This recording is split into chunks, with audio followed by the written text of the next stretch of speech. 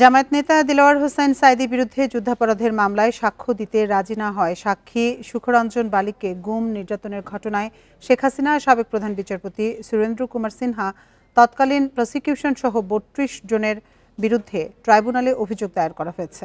সকালে আন্তর্জাতিক অপরাধ ট্রাইব্যুনালে এ অভিযোগ দায়ের করেন সুখরঞ্জন বালি। পরে তিনি ব্রিফিংয়ে বলেন, সাঈদীর বিরুদ্ধে সাক্ষী দেওয়ার জন্য প্রসিকিউশন পক্ষ থেকে চাপ দেওয়া হয়েছিল।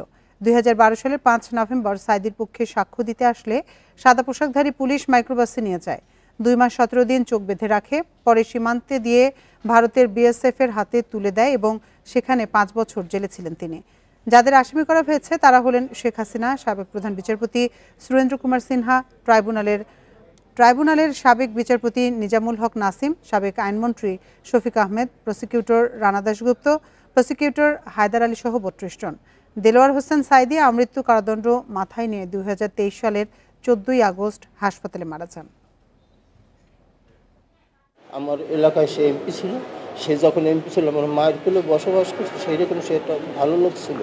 সেই জন্য সেই লোকটা যদি আজ যদি একটা মিথ্যা মামলা যদি তারে ফাঁসাই দেয়, সেইটাকে সত্য সাক্ষীর জন্য আমি আসছি এলাম। তাকে নানানভাবে প্রেশার ক্রিয়েট করছিল, তাকে হেনস্থা করছিল, তাকে শারীরিকভাবে লাঞ্ছনা করছিল, কিন্তু কোনোভাবেই উনি যেহেতু উনি বলেছেন, আপনারা একটা জিনিস খেয়াল করে নিশ্চয়ই শুনেছেন যে উনি বলেছে যে ওনার ভাইকে যেদিন মেরেছে উনি এবং ওনার মা প্রত্যক্ষ সাক্ষী দেখেছেন। যারা মেরেছে সেই সিচুয়েশনগুলো উনি পরিষ্কার দেখেছেন এবং সেখানে সাঈদী সাহেবের কোনো উপস্থিতি ছিল না। খাগড়াছড়ির রামগড়ে নিজ বাড়ি থেকে মা ও মেয়ের গলাকাটা মরদেহ উদ্ধার করা হয়েছে। তাদেরকে হত্যা করা হয়েছে বলে প্রাথমিকভাবে ধারণা করা হচ্ছে। নিহতরা হলেন বৃদ্ধা আমেনা বেগম ও তার মেয়ে রায়হানা আক্তার। বুধবার রাতে সদর ইউনিয়নের পূর্ব বাগানটিলা এলাকায় এ হত্যার ঘটনা ঘটে। স্থানীয়রা জানিয়েছেন, বাড়িতে শুধু মা মেয়ে দুজনই থাকতেন। সকালে প্রতিবেশীরা ঘরের দরজা খুলে মেঝেতে তাদের মরদেহ পড়ে থাকতে দেখেন। পুলিশে খবর দিলে পুলিশ ঘটনাস্থল থেকে মরদেহ উদ্ধার করে। হত্যার কারণ জানতে তদন্ত করছে পুলিশ।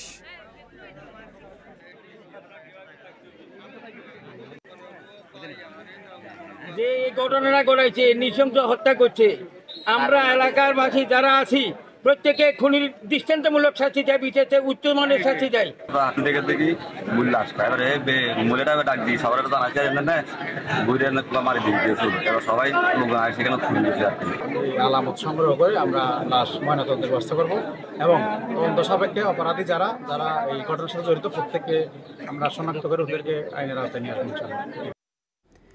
এ নিয়ে বিস্তারিত জানাতে খাগড়াছড়ি থেকে আমাদের সাথে যোগ দিচ্ছেন সহকর্মী সমীর মল্লিক। সমীর, এই ঘটনায় এখন পর্যন্ত কোনো মামলা হয়েছে কিনা এবং পুলিশ ঘটনার কারণ সম্পর্কে কিছু জানাতে পেরেছে কিনা?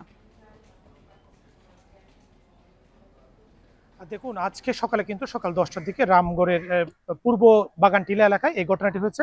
সেখানে যে মা মেয়ে দুজনে থাকতো, এখানে যিনি রায়হানা আক্তার অর্থাৎ মায়ের যিনি কন্যা, তার স্বামী ওমান প্রবাসী, তারা দুজনে সে বাড়িতে থাকতো।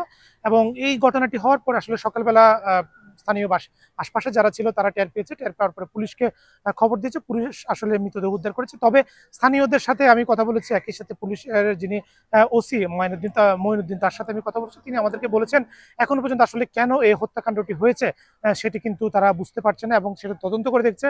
তবে তাদের যে ঘর বাড়ির যে বাইরে থেকে কেউ প্রবেশ করেছে সেরকম চিহ্ন কিন্তু সেখানে নেই, অর্থাৎ ঘরের দরজা জানলা কিন্তু স্বাভাবিক রয়েছে, সেটি ভাঙচুর করা হয়নি। অর্থাৎ তাদের পূর্ব পরিচিত কেউ এরকম ঘটনা করে থাকতে পারে বলে প্রাথমিকভাবে ধারণা করা হচ্ছে। এখন পর্যন্ত আসলে এই বিষয়টি কিভাবে হত্যাকাণ্ড হয়েছে সেটি এখন পর্যন্ত রহস্য রয়েছে এবং পুলিশ এই জায়গায় রামগড় থানা পুলিশের পক্ষ থেকে সিআইডি সহযোগিতা রয়েছে, চাওয়া হয়েছে। তারা কিছুক্ষণের মধ্যে সিআইডি সেখানে ঘটনাস্থলে পৌঁছে বিস্তারিত তারা তথ্য নেবেন এবং বিভিন্ন আলামতগুলো সংগ্রহ করবেন বলে পুলিশের পক্ষ থেকে আমাকে জানা হয়েছে।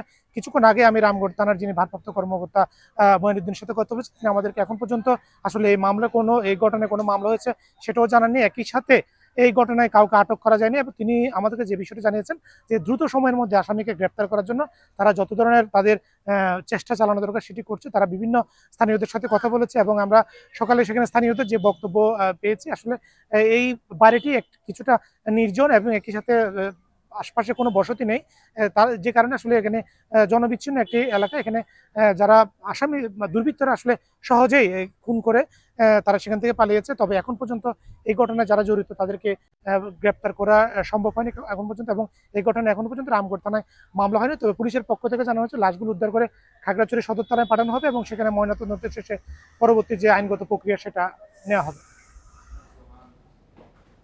খাগড়াছড়ি থেকে সবশেষ তথ্য জানাচ্ছিলেন সহকর্মী সমীর মল্লিক।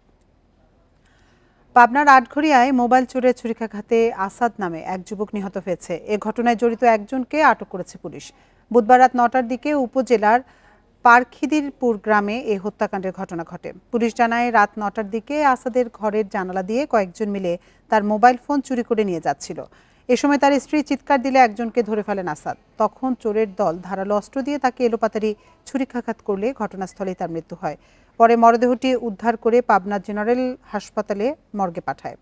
পালিয়ে যাওয়ার সময় স্থানীয়রা ধাওয়া করে সজীব নামে একজনকে আটক করে পুলিশে সোপর্দ করে।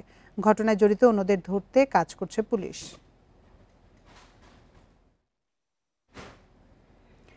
পাবনা শহর থেকে অপহরণের ৬ ঘন্টা পর মাদ্রাসা ছাত্র লামিম আহমেদ ফয়সালকে উদ্ধার করেছে র্যাব।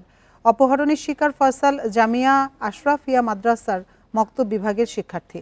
র্যাব জানায় বুধবার সকাল ১১টায় মাদ্রাসার পাশ থেকে অপহরণ করা হয় শিশু ফয়সালকে। পরে অপহরণকারীরা তার বাবা ফারুক সর্দারের কাছে ১৫ লাখ টাকা মুক্তিপণ দাবি করে। এ ঘটনায় ভুক্তভোগীর পরিবার ঈশ্বরদী থানায় অভিযোগ দায়ের করলে অভিযানে নামে র্যাব ১২। পরে তথ্য প্রযুক্তির সহায়তায় পাবনা কেন্দ্রীয় বাস টার্মিনাল এলাকায় অভিযান চালিয়ে অপহরণকারী সবুজ হোসেনকে আটক করা হয়। উদ্ধার করা হয় শিশু ফয়সালকে।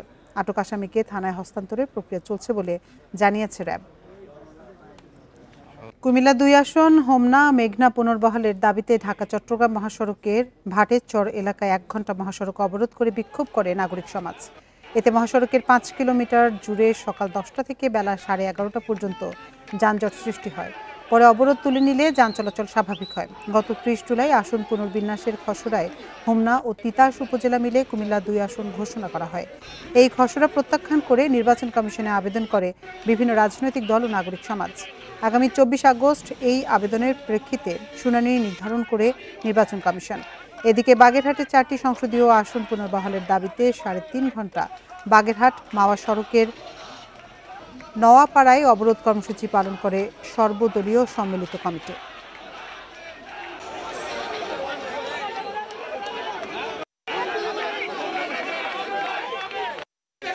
হোমনা মেঘনার যে ভৌগোলিক অবস্থান, যোগাযোগ ব্যবস্থা, আয়তন সমস্ত কিছু মিলাইয়া আমরা হোমনা মেঘনায় অনেক ভালো আছি। মেঘনা হোমনার মানুষ চায় না দাউদকান্দির সাথে যাইতে, কারণ আমাদের দাউদকান্দির সাথে ১ ইঞ্চি জায়গাও নাই, ১ ইঞ্চি রাস্তাও নাই।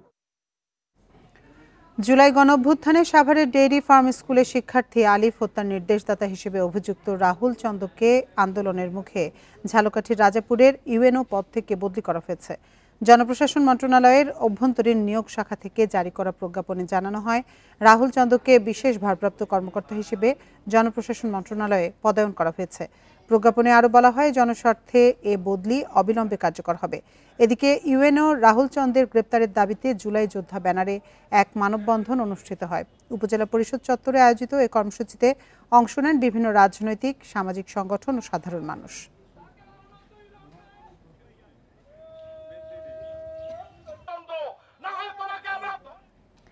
সিলেটের নতুন জেলা প্রশাসক হিসেবে আনুষ্ঠানিকভাবে দায়িত্ব গ্রহণ করেছেন মোহাম্মদ সরওয়ার আলম। সকালে জেলা প্রশাসক কার্যালয়ে গেলে তাকে ফুল দিয়ে বরণ করে নেন কর্মকর্তারা। পরে সাংবাদিকদের সাথে কথা বলেন নবনিযুক্ত জেলা প্রশাসক। তিনি বলেন, সিলেটের প্রাণ প্রকৃতি রক্ষায় কাজ করবে জেলা প্রশাসন, সর্বোচ্চ দিয়ে জেলার মানুষের জন্য কাজ করবে বলে আশ্বাস দেন তিনি। সিলেটের পরিবেশ বিনষ্টকারীদের ছাড় দেওয়া হবে না বলে হুঁশিয়ারি দেন নতুন জেলা প্রশাসক। সাদা পাথর লুটের ঘটনায় সমালোচনার মুখে শের মোহাম্মদ মাহবুব মুরাদকে সরিয়ে সরওয়ার আলমকে জেলা প্রশাসকের দায়িত্ব দেয় সরকার।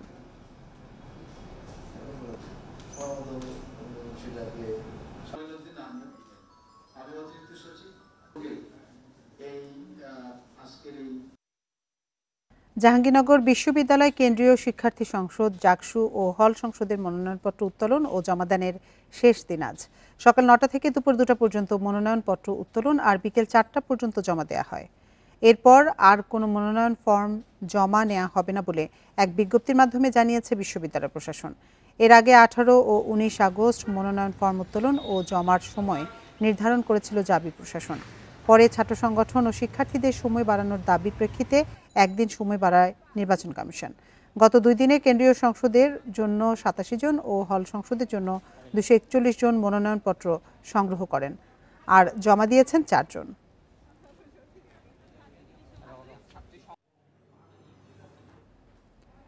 পাঁচ দশকেও আবাসন সংকট কাটেনি চট্টগ্রাম বিশ্ববিদ্যালয়ের। 28,000 শিক্ষার্থীর মধ্যে প্রায় 80% শিক্ষার্থী রয়ে যাচ্ছে আবাসন সুবিধার বাইরে। সংকট নিরসনে নতুন 2টি হল নির্মাণের প্রস্তাবনার কথা জানিয়েছে প্রশাসন। 1966 সালে যাত্রা শুরু করা চট্টগ্রাম বিশ্ববিদ্যালয়ে আবাসিক হলের সংখ্যা 14টি, যার মধ্যে গত 15 বছরে নির্মাণ হয়েছে মাত্র 3টি হল। বিশ্ববিদ্যালয়ের আবাসিক সংকট নিরসনে যা একেবারেই অপ্রতুল। প্রতি বছর শিক্ষার্থী বাড়লেও রয়ে গেছে আবাসন সংকট। দীর্ঘদিন ধরে দাবি জানালেও মিলছে না সমাধান। প্রায় 80% শিক্ষার্থীকে থাকতে হচ্ছে ক্যাম্পাসের বাইরে। আর্থিক ক্ষতির পাশাপাশি ভোগান্তিতে পড়ছে শিক্ষার্থীরা। ছোট্ট একটা বেড, ওইটার মধ্যে হচ্ছে আপনার স্বাস্থ্য কেমন ওইটা দেখার বিষয় না, বাট আপনি হচ্ছে 2 জন মানুষ ওই ছোট্ট একটা বেডের মধ্যে থাকতেছে। আমাদের মাসে প্রায় 6,000 টাকার কাছাকাছি চলে যায়, অথচ আমরা যদি হলে থাকতাম আমাদের গ্যাস বিল লাগতো না, আমাদের কারেন্ট বিল লাগতো না, আমাদের কটেজের ভাড়া লাগতো না। আবাসিক হলগুলোতে আসন বরাদ্দের প্রক্রিয়া নিয়েও রয়েছে অভিযোগ। মেধার ভিত্তিতে আসন বরাদ্দ দেওয়া হলেও জেলার দূরত্ব বিবেচনায় আসন বরাদ্দের দাবি শিক্ষার্থীদের। হলের বাইরে তাদের জন্য আবাসিক ভাতা নির্ধারণ করা হয় না। আবাসিক ভাতা নির্ধারণ করলে দেখা যাচ্ছে তারা হলের বাইরে যে বাসা থাকতেছে তাদের সেটা সংকটটা দূর হচ্ছে। আমরা তো অবশ্যই বঞ্চিত হচ্ছি, এটা শুরু থেকেই হচ্ছে, এখনও হচ্ছি। এটা আসলে এটার অবসান হওয়া দরকার। সংকটের কথা স্বীকার করলেও দ্রুত তা নিরসনের উপায় নেই বলছে কর্তৃপক্ষ। সম্প্রতি শিক্ষা মন্ত্রণালয়ে পাঠানো 632 কোটি টাকার নতুন ডিপিপিতে 2টি হল নির্মাণের প্রস্তাবনা দিয়েছে বিশ্ববিদ্যালয় প্রশাসন। এই হলটা যদি আপনি বলেন সামনের বছর হবে, আমি ওরকম কোনো ডেট দিতে পারবো না। ও আমলাতান্ত্রিক জটিলতা তো জানেন, ওগুলো প্রক্রিয়ার মধ্য দিয়ে আসবে, আমাদের হাতে টাকা আসবে, আমরা তারপরে নান্দনিকভাবে করব। যে এখন যদি আমরা কোনো হল করি, বড় অবকাঠামো করি, 6 তলার নিচে তো আমাদের ডিএনএর ভেতরেই আসবে না, 10 তলা করে করবো। চট্টগ্রাম বিশ্ববিদ্যালয়ে ছাত্রদের জন্য 9টি ও ছাত্রীদের জন্য 5টি হলে বর্তমানে আসন আছে 5,532টি। Abdullah Rakib, independent news, Chattogram. উজানের ঢলে রাঙামাটির কাপ্তাই হ্রদের পানি বিপদসীমা অতিক্রম করায় বাঁধের সবকটি জলকপাট খুলে দেওয়া হয়েছে। হ্রদের পানি বেড়ে বেশ কয়েকটি উপজেলার নিম্নাঞ্চল প্লাবিত হয়েছে। কাপ্তাই জলবিদ্যুৎ কর্তৃপক্ষ বলছে, উজানের ঢলে হ্রদের পানি এর মধ্যে 108.35 ফুট অতিক্রম করেছে। 109 ফুট হলে বাঁধের স্লিপওয়ের উপর দিয়ে পানি উপচে পড়ে। বাঁধের চাপ কমাতে গতরাতে 16টি জলকপাট 6 ইঞ্চি করে খুলে পানি ছাড়া হচ্ছে। এদিকে হ্রদের পানি বাড়ায় ইতোমধ্যে কাপ্তাই জলবিদ্যুৎ কেন্দ্রের 5টি ইউনিট চালু হয়ে গেছে, যা থেকে প্রতি সেকেন্ডে 222 মেগাওয়াট বিদ্যুৎ উৎপাদন হচ্ছে। এদিকে হ্রদের পানি বেড়ে বাঘাইছড়ি, বরকল, জুরাছড়ি, বিলাইছড়ি, লংগদু ও নানিয়ারচর উপজেলার নিম্নাঞ্চল প্লাবিত হয়ে ভোগান্তিতে স্থানীয়রা।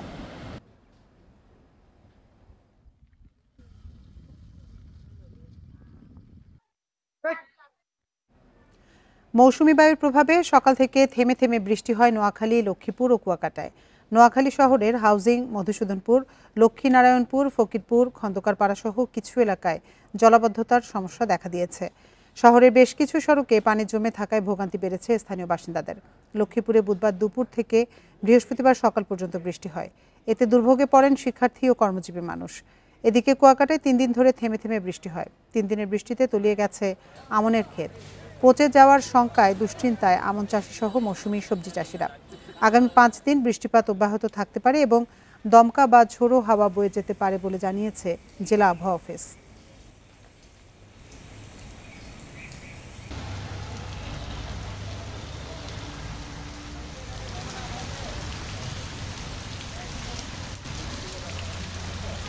জলাবদ্ধতা নিরসনে নোয়াখালীর ছাতারপাইয়া বাজারে খালের ওপর গড়ে তোলা শতাধিক অবৈধ স্থাপনা উচ্ছেদ করেছে প্রশাসন। সকাল থেকে দুপুর পর্যন্ত সেনবাগ, সোনাইমুড়ি ও বেগমগঞ্জ উপজেলা প্রশাসন সমন্বিতভাবে এ অভিযান পরিচালনা করে। এ সময় ছাতারপাইয়া মানিকমুড়া খাল, ছাতারপাইয়া কাশীপুর খাল, ছাতারপাইয়া কাঙ্কিরহাট ও ছাতারপাইয়া বসন্তপুর খাল দখল করে গড়ে তোলা দোকানপাট সহ শতাধিক অবৈধ স্থাপনা উচ্ছেদ করা হয়। দীর্ঘদিন ধরে এই 4টি খাল দখল করে দোকানপাট এবং অবৈধ স্থাপনা গড়ে তোলা হয়। এর ফলে পানি প্রবাহ বন্ধ হয়ে সেনবাগ, সোনাইমুড়ি ও বেগমগঞ্জ উপজেলার বিভিন্ন স্থানে দীর্ঘস্থায়ী জলাবদ্ধতা দেখা দেয়। জলাবদ্ধতার কারণে বিপাকে পড়তে হয় স্থানীয় বাসিন্দাদের। সবগুলো খালের উপর থেকে অবৈধ স্থাপনা উচ্ছেদ না হওয়া পর্যন্ত অভিযান চলমান থাকবে।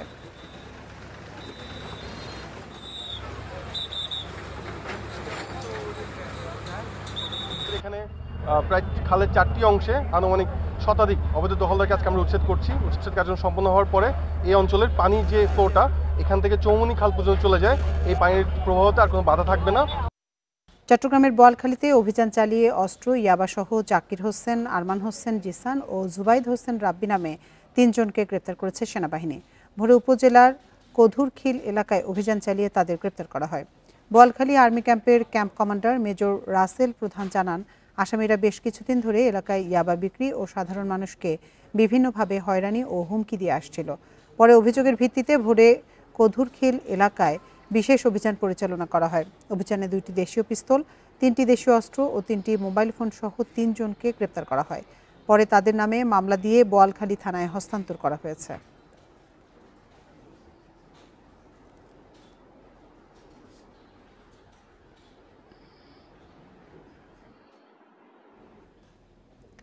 মাদারীপুরে চুরি, ছিনতাই ও ডাকাতির ঘটনা প্রতিরোধে গ্রামবাসী নিজেরাই নেমেছেন মাঠে। এসব অপরাধ প্রতিরোধে লাঠি হাতে রাত জেগে পালা করে পাহারা দিচ্ছেন তারা। এতে কমেছে চোর ডাকাতের উপদ্রব, স্বস্তি এসেছে গ্রামবাসীর মনে। মাদারীপুর সদর উপজেলার পশ্চিম মাঠ বাঘাবাড়ি গ্রাম। দীর্ঘদিন ধরে চুরি ডাকাতিতে অতিষ্ঠ হয়ে গ্রামবাসী রাত জেগে দিচ্ছেন পাহারা। ভুক্তভোগীরা জানান, কয়েক মাস ধরে গ্রামে একের পর এক চুরির ঘটনায় অজানা আতঙ্ক ও নিরাপত্তাহীনতায় আছেন তারা। এরপর সবাই মিলে আলোচনা করে সিদ্ধান্ত নেন নিজেরাই পালা করে পাহারা দেবেন গ্রাম।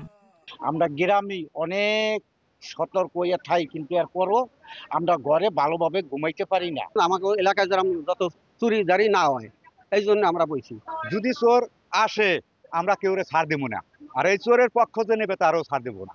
গত 1 মাসে জেলায় অন্তত 25টি চুরির ঘটনা ঘটেছে।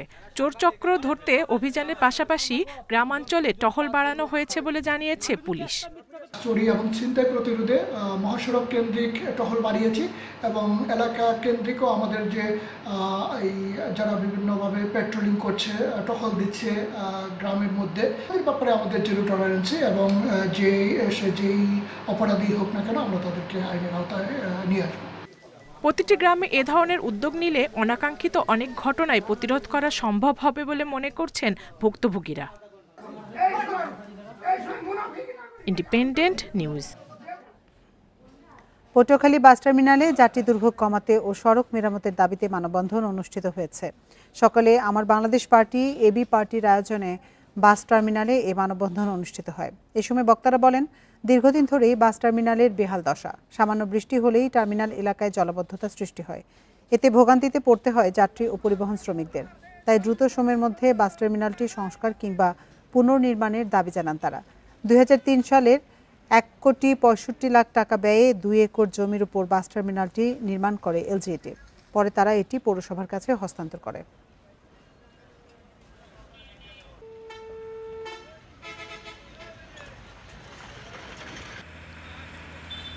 চট্টগ্রামে জেলা পর্যায়ে গ্রাম আদালত কার্যক্রমের বার্ষিক অগ্রগতি পর্যালোচনা ও করণীয় শীর্ষক সভা অনুষ্ঠিত হয়েছে।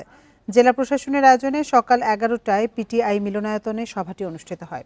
সভায় প্রধান অতিথি হিসেবে উপস্থিত ছিলেন চট্টগ্রামের অতিরিক্ত জেলা ম্যাজিস্ট্রেট সৈয়দ মাহবুবুল হক। প্রধান অতিথির বক্তব্যে তিনি বলেন, স্থানীয় বিরোধ বিবাদ নিষ্পত্তির জন্য গ্রাম আদালতের বিকল্প নেই। বিশেষ করে স্থানীয় পিছিয়ে পড়া জনগোষ্ঠী, নারী প্রতিবন্ধী সহ সকলের ন্যায় বিচার নিশ্চিতের অন্যতম বিচারিক কাঠামো গ্রাম আদালত। বর্তমানে যেসব ইউনিয়নে গ্রাম আদালতের কার্যক্রম পরিচালনা নানা কারণে বিঘ্নিত হচ্ছে, সে সকল ইউনিয়নে বিচারিক সেবা নিশ্চিতে দ্রুত উদ্যোগ গ্রহণ করতে হবে বলেও জানান তিনি।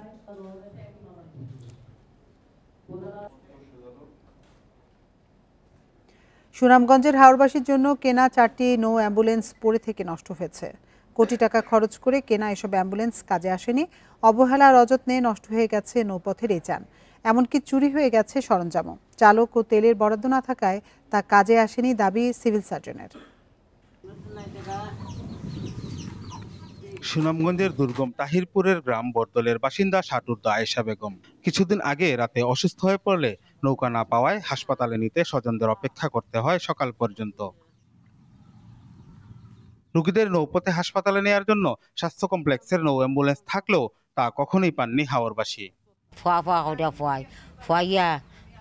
নৌকায় দেয় ফেরত যায়, যাইয়া বাদ নৌকায় দেয় তার যাই। আমরা যে হসপিটালে একটা নৌযান আছে সরকারি, আমরা এটা জানি না। 2013 থেকে 2018 সাল পর্যন্ত জেলার তাহিরপুর, জামালগঞ্জ, সাল্লা ও ধর্মপাশা উপজেলার জন্য 4টি নৌ অ্যাম্বুলেন্স কেনে তৎকালীন সরকার। প্রতিটি নৌযানের দাম দেখানো হয় 30 থেকে 40 লাখ টাকা। কোটি টাকা অ্যাম্বুলেন্সও এখন পরিত্যক্ত, চুরি হয়ে গেছে সরঞ্জামও। ব্যবহার না হওয়ায় খুলে রাখা হয়েছে ইঞ্জিন। এটাতে কোনোদিন রোগী টানা হয় নাই, এটার মেশিনেই কয়ে আছে। আর যে বোটটা আছে, বোটটা এক মতন মেডিকেলের পুকুরে বুড়াইল আছে, এটাতে ফুলাফানে খেলাধুলা করে। পুকুরও না ফালাই হয়েছে, পুকুরও এটা নষ্ট হয়ে পুকুরে ডুবে রয়েছে, হাসপাতালের পুকুরও। চালক ও তেলের বরাদ্দ না থাকায় এমন অবস্থা বলছেন উপজেলা স্বাস্থ্য কর্মকর্তা। ব্যবস্থা নিতে ঊর্ধ্বতন কর্তৃপক্ষকে চিঠি দেওয়ার কথা জানান সিভিল সার্জন। জ্বালানি এবং চালক দেওয়া হতো, তাহলে অবশ্যই এটা সঠিক ব্যবস্থাপনার মাধ্যমে আপনার এটা চালালে রোগী উপকৃত হতো। এগুলোর একটা সমাধান করার জন্য হয় এখানে চালক দেওয়া হোক, সাথে ফুয়েল সহ অন্যান্য লজিস্টিক, অথবা এটাকে এখান থেকে সরাই ফেলানো হোক। নাহলে এটা আসলেই অব্যবহৃত অবস্থায় দীর্ঘদিন থাকলে যে কোনো যন্ত্রপাতি আসলে নষ্ট হয়ে যায়। প্রত্যন্ত এলাকার মানুষের স্বাস্থ্যসেবা নিশ্চিতে নৌ অ্যাম্বুলেন্সগুলো প্রয়োজনীয় সংস্কারের পর চালুর দাবি হাওরবাসীর। Zakir Hossain, independent news, Sunamganj.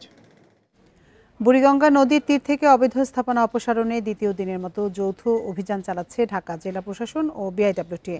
বেলা 11টা থেকে শুরু হয় এই কার্যক্রম। অভিযানে ভাঙা হচ্ছে অবৈধ ডকইয়ার্ড, দোকান ও কয়েকটি আধাপাকা ভবন।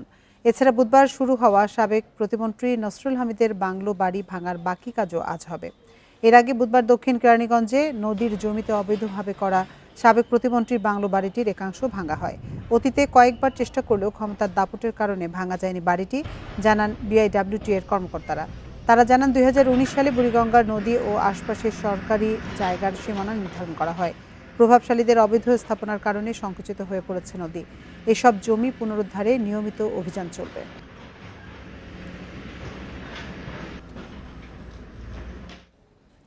আর এই ছিল সমগ্র বাংলাদেশের আজকের আয়োজন। ইন্ডিপেন্ডেন্ট টেলিভিশনের সব খবরে বিস্তারিত জানতে চোখ রাখুন ফেসবুক, ইউটিউব এবং এক্সে। এতক্ষণ সাথে থাকার জন্য ধন্যবাদ সবাইকে।